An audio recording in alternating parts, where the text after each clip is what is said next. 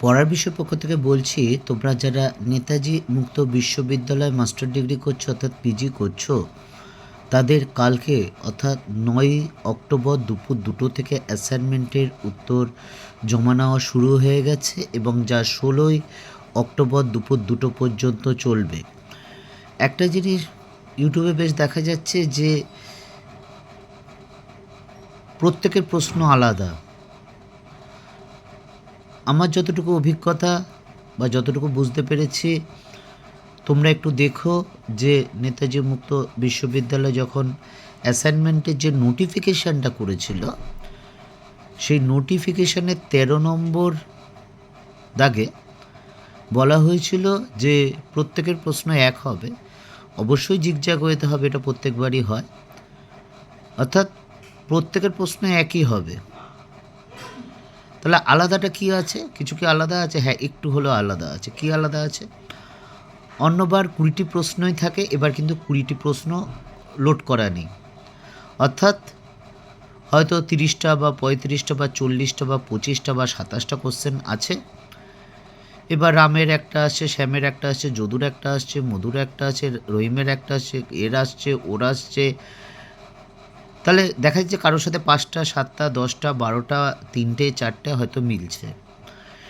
এই করেই অনেকে দেখাচ্ছে যে সেটে আসছে, কাজে ভয় পাওয়ার কিচ্ছু নেই, ঠান্ডা মাথায় করো।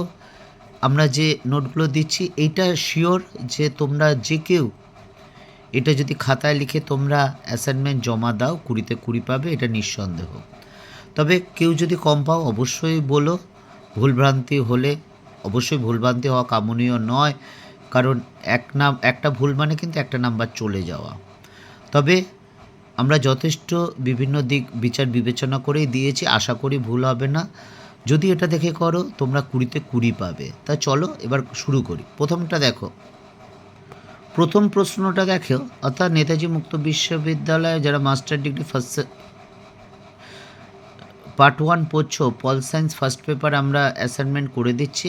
প্রথমটা দেখো, পাঞ্জাব এলিমিনেশন অ্যাক্ট হলো একটা কৃষকবিদ্যার সাথে জড়িত। 2 নম্বর, রবীন্দ্রনাথের বিশ্ব পরিচয় শীর্ষক গ্রন্থে কোন ধারণার সন্ধান পাওয়া যায়? 2 হচ্ছে আন্তর্জাতিকতাবাদ। 3 হচ্ছে বঙ্কিমচন্দ্রের রচিত গ্রন্থটির নাম কি, যেখানে তিনি দেখতে পেয়েছিলেন যে সনাতন হিন্দু ধর্ম অনুসারে হিন্দু ও মুসলমান সমান? উত্তর হচ্ছে সাম্য। 4 নম্বর, ইস্ট ইন্ডিয়া কোম্পানিতে চাকরিরত অবস্থায় রামমোহন সামাজিক ও রাজনৈতিক অবতারণার উপর গভীর প্রভাব ফেলেছিল কে? জন ডিগবি। 5এরটা দেখো, রবীন্দ্রনাথের মতে কোন পশ্চিমা ধারণা বাংলা ভাষায় তর্জমা করা সম্ভব নয়? জাতি। 6, ভারতে আলিগড় আন্দোলনের মূল নীতি ছিল 4টি।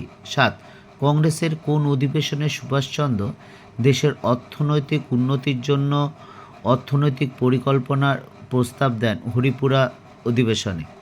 8, নেহেরুর রাজনৈতিক জীবন ভারতের কোন আন্দোলনের মধ্যে দিয়ে শুরু হয়? অসহযোগ আন্দোলন। নেক্সট, তহজিবুল আখলাক নামক পত্রিকাটি কী ধরনের পত্রিকা, মাসিক?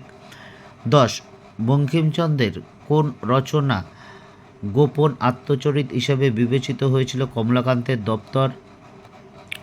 নেক্সট, রবীন্দ্রনাথের কোন লেখা প্রথমে হিন্দুত্ব নামে বঙ্গদর্শনে প্রকাশিত হয়? উত্তর হচ্ছে ভারতবর্ষীয় সমাজ।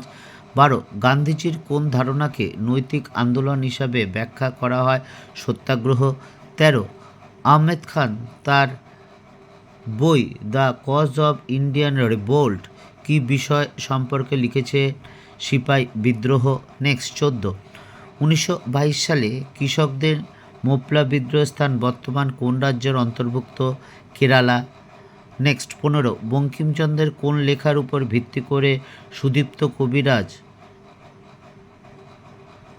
আনহ্যাপি কনসাসেন্স রচনা করেন? উত্তর হচ্ছে কমলাকান্তের দপ্তর। নেক্সট, ভারতে সামাজিক আন্দোলনকে কে জাতিগত ভূমিভিত্তিক এবং রাজনৈতিক আন্দোলনে শ্রেণীবদ্ধ করেছেন? ঘনশ্যাম সাহা। নেক্সট, কার মতে মহাভারতের কৃষ্ণ এক ক্ষমতাশালী ব্যক্তিত্বের আদর্শ প্রতিনিধিত্ব করেছিলেন? উত্তর হচ্ছে বঙ্কিমচন্দ্র চট্টোপাধ্যায়। নেক্সট দেখো, এম.এন. রায় সম্পর্কে কে বলেছেন? Remarkable failure in the history of the Indian national movement. Sudipta কবিরাজ। নেক্সট 19-এরটা দ্বিজাতি তত্ত্বের উপর ভিত্তি করে কোন আন্দোলন গড়ে উঠেছিল? আলিগড় আন্দোলন। নেক্সট বেঙ্গল ন্যাশনাল কলেজ কোন আন্দোলনকে প্রভাবে গড়ে ওঠে? স্বদেশী আন্দোলন। 21 কে গান্ধীর নেতৃত্বে কংগ্রেসের আন্দোলনকে প্রতিক্রিয়াশীল আখ্যা দিয়েছেন? এম.এন. রয়। নেক্সট 22 কে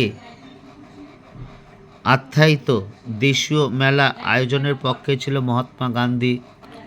নেক্সট 23 জাতি ও বর্ণের মধ্যে কে পার্থক্য করেছেন? বঙ্কিমচন্দ্র চট্টোপাধ্যায়। 24 কোন জার্নালে জাতি বৈর রচনা প্রকাশিত হয়? সাধারণী। নেক্সট বিবেকানন্দকে দেশপ্রেমিক ধর্মপ্রবক্তা বলেছেন? ভূপেন্দ্রনাথ দত্ত। নেক্সট 26 কোম্পানির শাসনকালে ভারতের প্রথম সাপ্তাহিক পত্রিকা হলো বেঙ্গল গেজেট। নেক্সট 27 কোন কংগ্রেস নেতা ইন্ডিয়ান ওয়ার্ল্ড শীর্ষক ম্যাগাজিনে স্বদেশী আন্দোলনের বিভিন্ন ধারা বিশ্লেষণ করেছেন? পৃথ্বীশচন্দ্র রায়। নেক্সট 28 ব্রাহ্মসভা প্রতিষ্ঠা করেন রাজা রামমোহন রায়। 29 রামমোহন রায় কোন স্থানে ব্রিটিশ কোম্পানির কর্মচারী হিসেবে যোগদান করেন? রংপুর। 30-এরটা দেখো গান্ধীর মতে ধর্মের অর্থ কী? উত্তর হলো সত্য। 31 কৃষ্ণচরিত এর রচয়িতা হলেন বঙ্কিমচন্দ্র। নেক্সট 32 পিএসপি এর সম্পূর্ণ নাম হলো প্রজা সমাজতান্ত্রিক দল। নেক্সট 33 দ্য আনহ্যাপি কনসাসনেস কোন ভারতীয় রাজনৈতিক চিন্তাবিদকে নিয়ে লেখা হয়? উত্তর হচ্ছে বঙ্কিমচন্দ্র চট্টোপাধ্যায়। নেক্সট জয়প্রকাশ নারায়ণকে সীমাহীন ব্যক্তিত্ব বলেছেন? রামমোহন লোহিয়া। নেক্সট 35 নেহেরুর কোন গ্রন্থে উনি দাস ক্যাপিটালকে একটি বৈজ্ঞানিক প্রবন্ধ হিসাবে দেখেছেন? গিমসেস অফ ওয়ার্ল্ড হিস্ট্রি।